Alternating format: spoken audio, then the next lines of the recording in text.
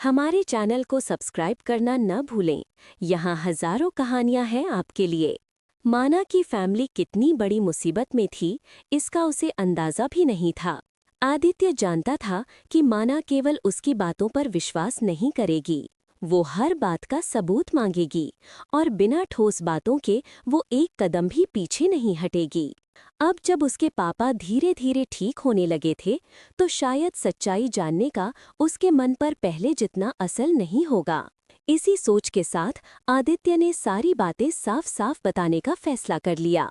तो सुनो माना, मैंने तुम्हारे पापा को क्या बताने से रोका था, आज सब कुछ बता देता हूँ। मुझे पता है, जब तक तुम सच नहीं जानोगी तब तक मेरा पीछा नहीं छोड़ोगी। तुम्हारे मन में मेरे लिए शक पैदा हो गया है कि मैंने तुम्हारे पापा के साथ कुछ गलत किया है, लेकिन अब पूरी सच्चाई सुनो, बिना टोके, बिना बीच में बोले। तुम जानती हो, तुम्हारे पापा की एक दवाइयों की फैक्ट्री है जिसमें कई गंभीर बीमारियों के इलाज की दवाएं बनाई जाती हैं।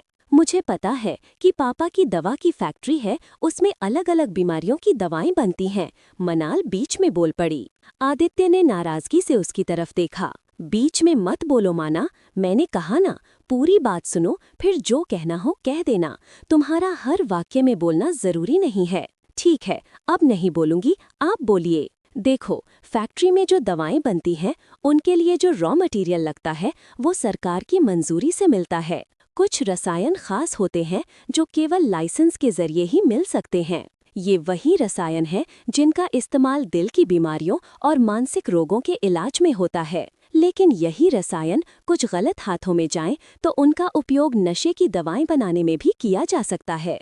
इसीलिए ऐसे रसायन पर बहुत कड़ा नियंत्रण रखा जाता है। तुम्हारे पापा की फैक्ट्री से जो माल मिलता था, उस पर कुछ गलत लोगों की नजर पड़ गई थी। ये लोग ड्रग्स का अवैध कारोबार करते थे। उन्हें तुम्हारे पापा की फैक्ट्री से मिलने वाला रॉ मटेरियल चाहिए था। बाजार से वो उन्हें महंगे दाम पर मिलता या फिर आसानी से नहीं मिलता, इसलिए उन्होंने शॉर्टकट ढूंढा। उन्होंने तुम्हारे पापा की फैक्ट्री के कुछ कर्मचारियों को पैसे का लालच देकर अपने साथ मिला लिया। शुरू में उन लोगों ने थोड़ी बहुत चोरी छिपे सप्लाई निकाली भी, लेकिन उनके लिए ये नाकाफी था। फिर उन्होंने सोचा, क्यों ना तुम्हारे पापा को भी अपने साथ शामिल कर लिया जाए। उन्होंने तुम्हारे पापा को एक बहुत बड़ा ऑफर दिया और साफ कहा कि यदि वो उनके साथ मिल जाएं तो उन्हें अरबों का फायदा होगा। लेकिन महेश जी एक ईमानदार और सच्चे इंसान थे।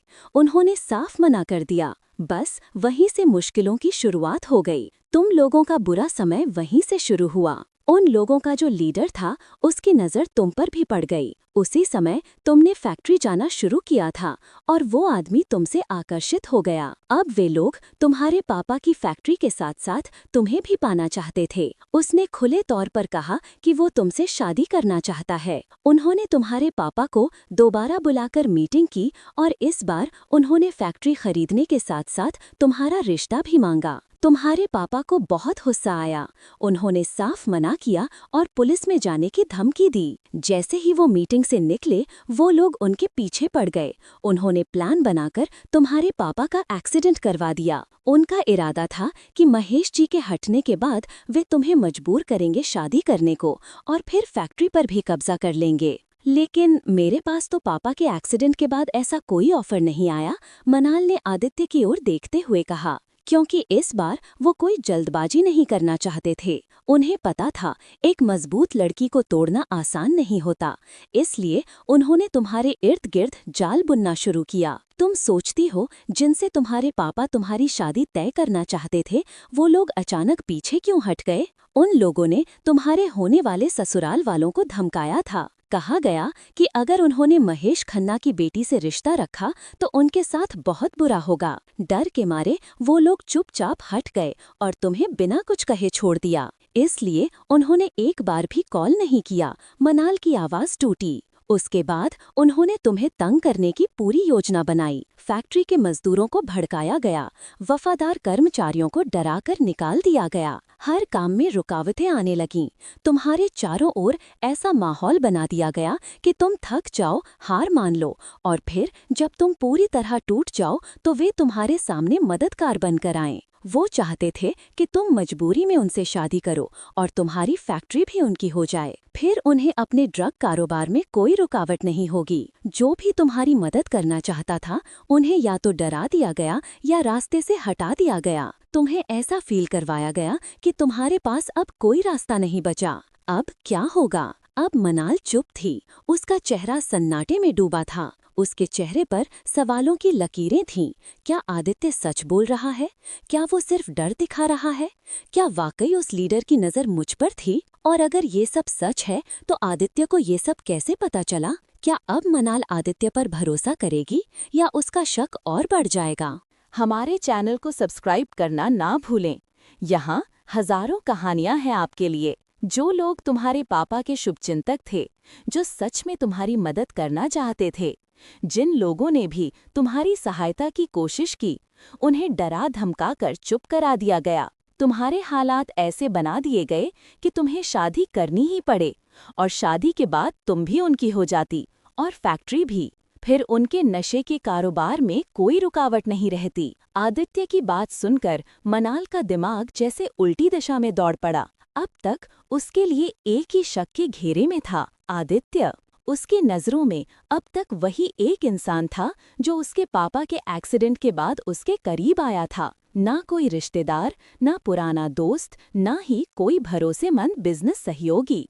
बस एक नाम, आदित्य। मेरे पापा के एक्सीडेंट के बाद मुझसे शादी करने की बात किसी और ने तो नहीं की, पर आपकी तरफ से ज़रूर ऑफर आया था। आपने ही कहा था कि आप मुझसे एक डील करना चाहते हैं, याद है आपको? मनाल ने अपनी तीखी आंखों से आदित्य की ओर देखा। आदित्य ने उसकी आंखों में गहराई से झांकते हुए कहा, हाँ, मुझे सब याद है माना।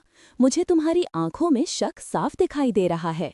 मैं समझ सकता हूँ कि तुम्हारे दिल में क्या चल रहा है। तो क्या आप वो लीडर हो जो मेरी फैक्ट्री पर कब्जा करना चाहता था? मनाल की आवाज कड़वाहट से भरी थी। आदित्य जोर से हंसने लगा। तुम्हें लगता है कि मैं ही उस गिरोह का सरगना हूँ? मैंने ही तुम्हारे पापा का एक्सीडेंट कराया और अब तुम्हें शादी के नाम पर फंसा लिया। हंसने वाली बात नहीं है। आपने खुद कहा कि उस लीडर की नज़र मुझ पर थी और वो मेरी फैक्ट्री भी चाहता था। तो अब जब आप हर बात जानते हैं, सब कुछ, हर एक डिटेल, तो बताइए आपको ये सब कैसे पता? आदित्य ने लंबी सांस ली, फिर गंभीर होकर बोला, ठीक है माना, अब तुमने पूछ ही लिया है तो सब बता देता हूँ। लेकिन एक बार फिर कहता हूँ, बीच में मत बोलना, थोड़ा ठंडे दिमाग से सुनना। तुम्हें याद है वो दिन जब तुम मिस्टर डिसूजा के ऑफिस में बैठी थीं? मैंने तुम्हें वहां देखा था। तुम मेरे सामने थीं, लेकिन तुमने मुझे देखकर भी अनदेखा कर दिया। मैंने तुमसे बात करने की कोशिश की, मगर तुमने मेरी तरफ देखना भी जरूरी नहीं समझा। मनाल ने धीमी आवाज में कहा, हाँ, मुझे याद है। मैं बहुत परेशान थी उस दिन। आपको देखकर मन और भी खराब हो गया था। उस दिन मैं बिल्कुल टूटी हुई थी और आप उस पल में आखिरी इंसान थे जिससे मैं बात करना चाहती थी। आदित्य ने थोड़ी देर चुप रहकर फिर कहा, मगर तुम्हें देखना मेरे लिए कुछ और ही था। तुम्हारा उदास चेहरा मेरी आंखों से उतर ही नहीं रहा था। मैंने उसी दिन कुछ लोगों को लगाया कि तुम्हारे बारे में पता करें, और फिर मुझे सब मालूम चला। तुम्हारे पापा की हालत, फैक्ट्री की तबाही और तुम्हारी तन्हाई। मगर आपने तब भी मुझसे कुछ नहीं कहा, बस एक डील ले आए कि मुझसे शादी कर लीजिए और मैं आपकी मदद करूंगा। मनाल की आवाज में फिर गुस्सा लौट आया था। माना, सोचो, उस वक्त अगर मैं तुम्हें आकर सच बताता तो क्या तुम मुझ पर यकीन करती? तुम तो मुझसे नफरत करती थीं। तुम्हें मेरी शक्ल देखना भी मंजूर नहीं था। तुम्हें लगता कि मैं भी वही कर रहा हूँ जो बाकियों ने किया, फायदा उठाना। इसलिए मैंने सीधे तुम्हारे सामने शादी का प्रस्ताव रखा, क्योंकि और कोई रास्ता नहीं था। तुम्हारे पास वक्त नहीं था, मेरे पास भी नहीं। लेकिन आपको कैसे पता था कि मैं आपकी बात मान जाऊंगी? मुझे पूरा यकीन नहीं था, लेकिन इतना जरूर पता था कि तुम अपने पापा की जान बचाने के लिए कुछ भी करोगी। अगर मेरी जगह वो गिरोह वाले भी सामने आते तो शायद मजबूरी में तुम उनका प्रस्ताव भी मान लेती। मैं जानता था उस वक्त तुम अपने पापा के लिए सब कुछ छोड़ सकती हो, इसलिए मैंने एक घटिया डील बनाई जिससे तुम मुझे घिनौना समझो मगर मजबूरी में हाँ कहो, ताकि मैं तुम्हें, तुम्हारे पापा को और तुम्हारी फैक्ट्री को बचा सकूं। मगर मैं कैसे यकीन करूं कि आप सच बोल रहे हैं? आपके पास क्या सबूत है? मनाल की आंखें आदित्य की आंखों में टिक गईं। आदित्य चुपचाप उठा, अलमारी खोली और एक हार्ड ड्राइव निकाली, लैपटॉप चालू किया और उसमें एक वीडियो फाइल प्ले की। ये क्या है? ये कौन लोग हैं? आप मुझे क्यों दिखा रहे हैं ये सब? यही वो सबूत हैं जो साबित करेंगे कि मैं झूठा नहीं हूँ। जो बातें मैंने अभी कही उनका एक एक पल इस रिकॉर्डिंग में कैद है। अब चुपचाप बैठो और सुनो। वीडियो में सुनाई दे रही थी कुछ लोगों की बातचीत। गो, महेश खन्ना नहीं माना तो उसका एक्सीडेंट करना पड़ा। बहुत समझाया था उसे मगर जिद्दी निकला। पुलिस में जाने की धमकी दे रहा था। साला गो, अभी तक मरा नहीं, वो कोमा में पड़ा है। बड़ा सख्त जान है। इतना बड़ा एक्सीडेंट करवाया फिर भी बच गया। गो, अगर कहो तो वहीं अस्पताल में काम तमाम कर दूं उसका। मेरा एक आदमी वहीं काम करता है, एक इशारे की देर है। गो, नहीं रहने दो। वैसे भी बेहोशी की हालत में पड़ा हुआ भी हमारे काम का है। उसके इलाज का खर्चा उसके घर वालों को ही उठाने दो। हमें बस उसकी फैक्ट्री चाहिए। जब जरूरत नहीं रहेगी वहीं खत्म कर देंगे। वीडियो खत्म हुआ। कमरे में एक लंबी खामोशी छा गई। मनाल की आंखें अब भी स्क्रीन पर थीं, मगर उसका चेहरा सफेद पड़ गया था। उसके पापा, उसकी फैक्ट्री और उसका खुद का जीवन एक ऐसे जाल में फंस चुका था जिसका सिरा अब जाकर खुला था। अब आगे क्या? क्या अब मनाल आदित्य पर यकीन करेगी? क्या वो उसके उस डील के पीछे छुपे सच्चे मकसद को समझेगी या उसका डर और शक अब भी उसे बांधे रखेगा? हमारे चैनल को सब्सक्राइब करना ना भूले। यहाँ हजारों कहानियां हैं आपके लिए। आदित्य मनाल को उस वीडियो की रिकॉर्डिंग दिखा रहा था जिसमें उन लोगों की बातें थीं जिन्होंने उसके पिता का एक्सीडेंट करवाया था। वीडियो में वे लोग साफ साफ बेशर्मी से बातें कर रहे थे। नहीं, पड़ा रहने दो कोमा में, वो हमारा कुछ नहीं बिगाड़ सकता। वैसे भी बेहोशी की हालत में पड़ा हुआ हमारे काम का है। खर्च उसके परिवार का हो रहा है। हमें तो उसकी फैक्ट्री चाहिए। अगर उसकी जरूरत नहीं रही तो वहीं खत्म कर देंगे। पहला आदमी बोला। अब वो बूढ़ा तो कोमा में चला गया मगर उसकी बेटी बहुत खूबसूरत है। सुना है क्या खूबसूरती पाई है उसने। क्या करना है उसका? मुझे तो पता चला महेश ने अपनी बेटी की शादी आपसे करने से मना कर दिया था। आपने उसका रिश्ता मांगा था उस बूढ़े से। आपको उससे कहने की क्या जरूरत थी? हमें बता देते, हम तो यूं ही उठा लाते लड़की को। शादी तो साहब को उस लड़की से करनी ही है और वो तो अब भी हो जाएगी। बूढ़ा तो कोमा में है, लड़की तो नहीं गई ना, मान जाएगी वो। और अगर नहीं मानी तो उठा लेंगे। चिंता मत करो, मेरी नजर उस पर लगातार बनी हुई है। कहाँ जाती है, क्या करती है, हर पल की खबर है मुझे। उसका ड्राइवर भी बदल दिया है, अब मेरा ही आदमी उसके साथ रहता है। धीरे धीरे उसके घर के सारे नौकर बदल दूंगा। अगर कहो तो उसके बाथरूम में भी कैमरा लगवा दूं और फिर उसके वीडियो इंटरनेट पर डालने की धमकी देंगे तो खुद ही शादी के लिए तैयार हो जाएगी। अगर तब भी नहीं मानी तो उठा लेंगे उसे। असल में हमें उसकी फैक्ट्री चाहिए। कानूनी तौर पर कब्जा करना ज्यादा फायदे का सौदा होगा, वरना उस जैसी लड़कियों से निपटना मुझे आता है। इतना सुनते ही आदित्य ने लैपटॉप बंद कर दिया। ये आपने क्या किया? मुझे पूरी बात तो सुननी नहीं दी। प्लीज लैपटॉप ऑन कीजिए। मनाल ने विरोध किया। नहीं मनाल, जितना जानना जरूरी था तुम जान चुकी हो। तुम्हें और कुछ जानने की जरूरत नहीं है।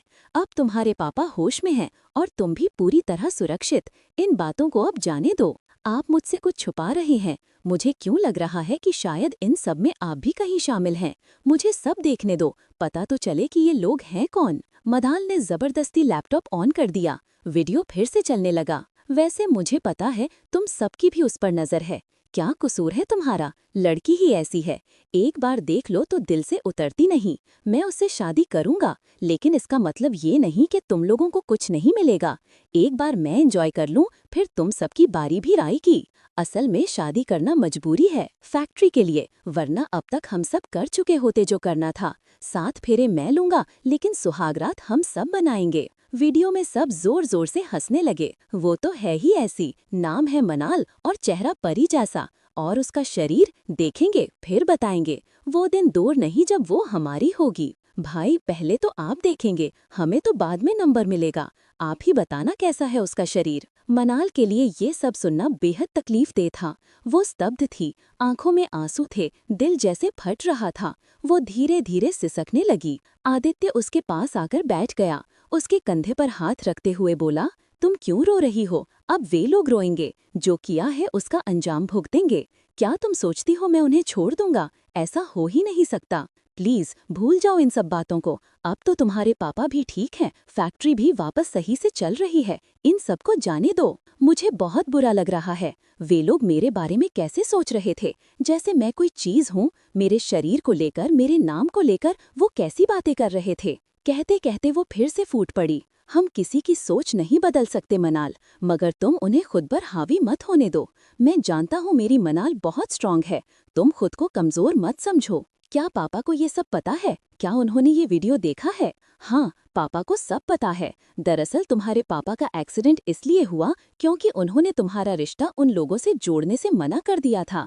उन्हें पहले से ही उन लोगों के इरादों की भनक थी। मेरी शादी तो आपसे हो गई, मगर अगर मैं नहीं होती तो वे लोग मम्मी पापा को नुकसान पहुंचा सकते थे। मनाल की आंखें चिंता से भर गईं। तुम चिंता मत करो। जिस दिन मुझे ये सब पता चला, उसी दिन से मैंने तुम्हारे पापा और माँ तीनों की सिक्योरिटी अपने हाथ में ले ली थी। तुम्हारा ड्राइवर, फैक्ट्री के गार्ड, घर के लोग सब मेरी टीम के थे।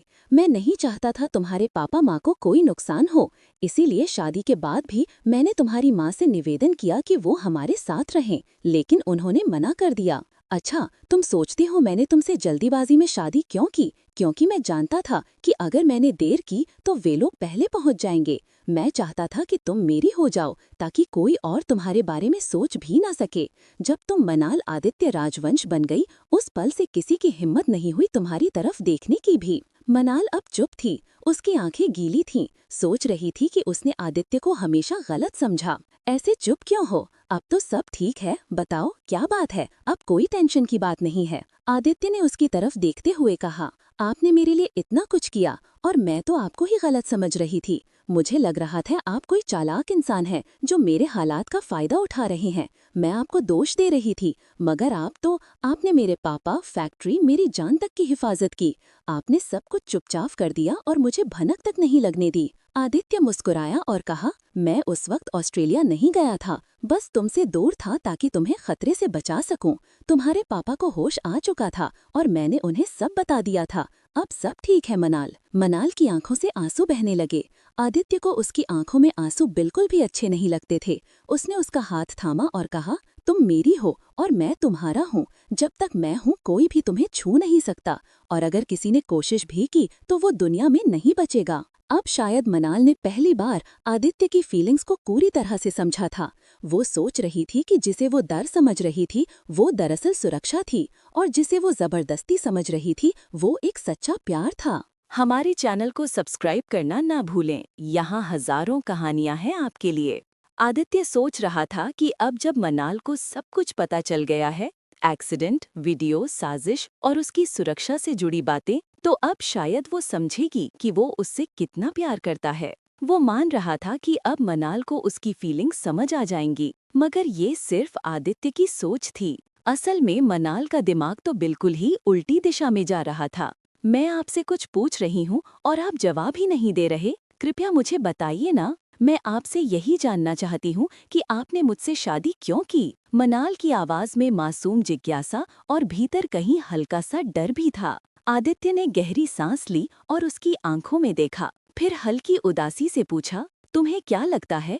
तुम खुद बताओ, तुम्हारे हिसाब से मैंने तुमसे शादी क्यों की? मनाल ने नजरें नीची कर लीं, फिर धीमे से बोली, शायद वही वजह जो आपने उस दिन बताई थी। मुझे मदद की जरूरत थी और आपने मदद कर दी। इसके अलावा और क्या वजह हो सकती है? आदित्य मन ही मन हंस पड़ा। सच में कितना तेज दिमाग पाया है तुमने मनाल। जिंदगी में जो सही जवाब हो उसे छोड़कर हर बार उल्टा ही सोचती हो। क्या ये ख्याल नहीं आया कि शायद मैंने तुमसे शादी इसलिए की क्योंकि मैं तुमसे प्यार करता हूँ? वो मुस्कुराता हुआ उसकी ओर देखने लगा। तुम्हें जवाब देने से ज्यादा तो मैं तुम्हारे दिमाग की डायरेक्शन के बारे में सोच रहा था। कितनी इंटेलिजेंट हो तुम। ऐसी अकल तो शायद ही किसी ने पाई हो। आदित्य ने मजाक में बात कही, मगर मन में बहुत कुछ चल रहा था। मनाल थोड़ी कंफ्यूज हो गई। मैंने ऐसा क्या इंटेलिजेंट कर दिया? सारा कुछ तो आपने किया। मैं तो अपने साथ हो रही घटनाओं को समझ ही नहीं पाई थी। बस एक चीज तो जरूर चुरा ली तुमने, मेरा दिल, वो भी सालों से, और अब तक लौटाया भी नहीं। आदित्य मन ही मन सोचने लगा। सामने बैठी है जैसे कुछ पता ही नहीं, और मुझे तो कब से बेचैन कर रखा है। अब फिर क्या सोचने लग गए? आप जवाब कम देते हैं, सोचते ज्यादा हैं। मनाल हल्के गुस्से के साथ बोली। आदित्य मुस्कुराया। नहीं, अब कुछ नहीं सोच रहा। तुम बिल्कुल सही कह रही हो, यही वजह थी मेरी शादी की। तुम्हें जितना कोई और नहीं जानता, उतना तुम जानती हो मुझे। तुमने हमेशा मुझे समझा है। ये सुनकर मनाल चुप हो गई। उसकी आंखों में कुछ चल रहा था। कहीं ना कहीं उसके दिल में भी ये चाहत थी कि आदित्य एक बार साफ साफ कह दे कि उसने उससे शादी सिर्फ प्यार की वजह से की थी। वो बस इतना सुनना चाहती थी, मैं तुमसे प्यार करता हूँ। मगर आदित्य ने उसके सवाल का सीधा जवाब नहीं दिया, और इसी कारण वो चुप हो गई। अब चुप क्यों हो गई? क्या सोच रही हो? आदित्य ने धीरे से पूछा। मनाल ने आंखें झुकाकर कहा, मैं सोच रही थी कि जिस डील की वजह से ये शादी हुई थी, अब जब आपने अपना वादा निभाया है तो मुझे भी अपना वादा निभाना चाहिए। उसकी आंखें भर आईं। आदित्य ने तुरंत देख लिया था उस मासूम चेहरे पर बिछी नमी। वो किसी भी कीमत पर मनाल की आंखों में आंसू नहीं देख सकता था। उसकी जान थी वो लड़की। अब उसे समझ आ चुका था कि इस बेवकूफ लड़की को अपने प्यार का एहसास करवाना ही पड़ेगा, क्योंकि ये लड़की सीधी बातें नहीं समझती, उल्टी ही सोचती है। उसे याद आया, शायद गलती मेरी ही है। कॉलेज के दिनों में उसकी एक प्लेबॉय की छवि थी, अमीर बाप का बिगड़ा हुआ बेटा। हर हफ्ते नई गर्लफ्रेंड, शोहरत और स्टाइल में डूबा एक नाम, आदित्य। मनाल जब कॉलेज में आई थी तो वो उस सब से अनजान थी, और जब किसी ने उसे बताया भी तो उसने विश्वास नहीं किया, क्योंकि आदित्य उसके साथ हमेशा एक मर्यादा में रहा था। उसे कभी कोई गंदा मजाक नहीं किया, कोई जबरदस्ती नहीं की। आदित्य को मनाल हमेशा से मासूम लगी थी। उसकी सादगी, उसकी मुस्कान, उसकी बातें, सब कुछ। जब वो साथ बैठते थे, घूमते थे, तो आदित्य को कभी कोई और ख्वाहिश नहीं होती थी। उसे बस इतना ही काफी लगता था कि मनाल उसके पास है। मगर उस दिन जब मनाल ने उसे किसी और लड़की के साथ रंगे हाथों देख लिया तो सब कुछ बदल गया। वो पल ही ऐसा था कि उसके पास विश्वास के लिए कोई जगह नहीं बची थी। जो कुछ भी दूसरों ने उसे कहा था, अब वो सब सच लगने लगा था। और यही वजह थी कि मनाल डर गई, इतना डर गई कि कॉलेज ही छोड़ दिया। उसने सोच लिया वो कभी आदित्य को नहीं देखेगी, कभी उसके सामने नहीं आएगी। पर किस्मत ने फिर उनके रास्ते मिला दिए। एक बार फिर आदित्य उसकी जिंदगी में आया, मगर अब सिर्फ उसे बचाने के लिए नहीं, बल्कि उसके पूरे परिवार को बचाने के लिए। शायद यही तकदीर थी, शायद वही रिश्ता जो अधूरा रह गया था। तो ठीक है, आदित्य ने उसकी आंखों में देखते हुए कहा, अब तुम्हारी डील पूरी करने का वक्त आ गया है, चलो तैयार हो जाओ। उसके चेहरे को देखकर आदित्य सब कुछ पढ़ पा रहा था। वो जानता था अब उस लड़की को प्यार जताने का नहीं, दिखाने का वक्त है। वो पल था। एपिसोड समाप्त। उत्कृष्ट कहानी शुरू। हमारे चैनल को सब्सक्राइब करना ना भूलें। यहाँ हजारों कहानियाँ हैं आपके लिए। ठीक है, अब तुम्हारे साथ की गई डील पूरी करने का समय आ गया है। आदित्य मनाल के चेहरे की तरफ देखते हुए बोला। वो उसके चेहरे के भाव पढ़ रहा था। वो साफ समझ सकता था कि मनाल के मन में कोई हलचल चल रही है। आदित्य आगे बढ़कर उसका हाथ पकड़ता है, फिर मुस्कुराते हुए कहता है, चलो माना, अब बेड पर चलते हैं, और हाँ, तुम जाकर अपने कपड़े भी चेंज कर लो। वही पहनना जो मैंने तुम्हारे लिए नाइट ड्रेस लाया था। वो ड्रेस तुम पर बहुत जमेगी। लेकिन तुमने अब तक उसे पहनकर मुझे दिखाई भी नहीं। मनाल कुछ सोचने लगी। उसकी चुप्पी देखकर आदित्य फिर पूछ बैठा, क्या हुआ माना, क्या सोच रही हो? जाओ जाके कपड़े चेंज करो। एक बात और पूछनी है आपसे। आदित्य मन ही मन सोचने लगा, पता नहीं ये लड़की कितने सवालों का पिटारा लेकर बैठी है। क्या क्या खिचड़ी पक रही है इसके दिमाग में। कभी कभी तो लगता है मैंने किसी छोटी बच्ची से शादी कर ली है। कौन रहेगा मेरे साथ इतने सवालों वाली जिंदगी? उसने मुस्कुरा कर कहा, माना, जो भी तुम्हारे मन में है आज पूछ लो। आज कोई सवाल छूटना नहीं चाहिए। मैं नानी माँ की वसीयत के बारे में पूछना चाहती थी। अब नानी माँ की वसीयत बीच में कहाँ से आ गई? क्या हुआ उसकी वसीयत को? आपकी नानी माँ की वसीयत के मुताबिक आप जिससे शादी करेंगे उसे तलाक नहीं दे सकते। अगर देंगे तो आपकी सारी प्रॉपर्टी चली जाएगी। सही समझ रही हूँ ना मैं? आदित्य थोड़ी देर शांत रहा, फिर मुस्कुराता हुआ बोला, नहीं, तुम पूरी तरह गलत नहीं हो, लेकिन मेरी सारी प्रॉपर्टी नहीं जाएगी। नानी माँ की वसीयत में लिखा है कि अगर मैंने बच्चों के बड़े होने से पहले तलाक दिया तो मुझे उनकी प्रॉपर्टी नहीं मिलेगी, लेकिन अगर हमारे बच्चे बड़े हो गए तो फिर हम प्रॉपर्टी उनके नाम कर देंगे, तब कोई दिक्कत नहीं होगी।